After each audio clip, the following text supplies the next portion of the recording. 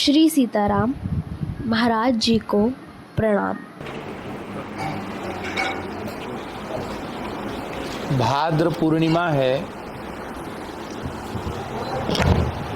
7 सितंबर रविवार भाद्र पूर्णिमा है और चंद्र ग्रहण का महापर्व भी है। सूतक कल दोपहर 12:57 से सूतक आरंभ हो जाएगा। मोटा मोटी समझना चाहिए कि 12:30 बजे से सूतक का काल आरंभ हो जाएगा। वैसे 12:57 समय है, लेकिन अपने को 12:30 से मानना चाहिए, जिससे कि सूतक के पूर्व की जो तैयारी है वो 12:30 बजे तक कर लें। अपनी शिखा में कुशा धारण कर लें, जो भी सूखा सामान है उसमें कुशा डाल दें, सामान है उसमें कुशा डाल दें और सूतक के काल में जो रुग्ण हैं उन रुग्ण को, रोगियों को फल जल आदि ले सकते हैं, अन्न नहीं लेना चाहिए। ग्रहण काल में सर्वथा जल भी नहीं लेना चाहिए, मलमूत्र का त्याग भी नहीं करना चाहिए और रात्रि को 9:57 पर चंद्र ग्रहण का स्पर्श हो जाएगा। मध्यकाल रात्रि 11:42 पर होगा और मोक्ष काल रात्रि को 1:29 पर होगा।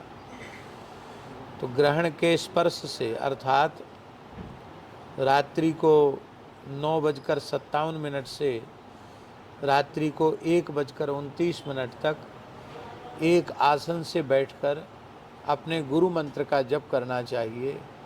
जो उस काल में गुरु मंत्र का जप करेंगे उन्हें पुरस्चरण का पुण्य प्राप्त हो जाएगा। जिस किसी भी मंत्र का जप किया जाता है उसका पुरस्चरण हो जाता है। तो यह ग्रहण का काल अत्यंत पवित्र काल है। इसमें शयन नहीं करना चाहिए, भोजन नहीं करना चाहिए, स्त्री का स्पर्श नहीं करना चाहिए सकाम भाव से।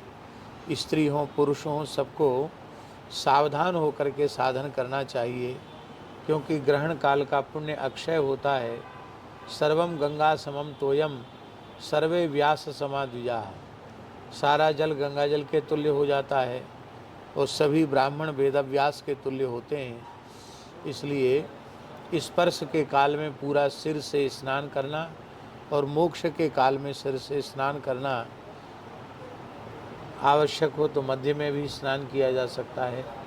बहुत से लोग तो जल में ही बैठ कर के पूरा जप करते रहते हैं, लेकिन जिसके शरीर की जैसी सामर्थ्य हो, स्पर्श काल में एक बार स्नान और मोक्ष काल में स्नान। मोक्ष काल के बाद फिर लगभग 1:29 पर मोक्ष काल है, तो स्नान करते करते 2-2:30 बज जाएगा।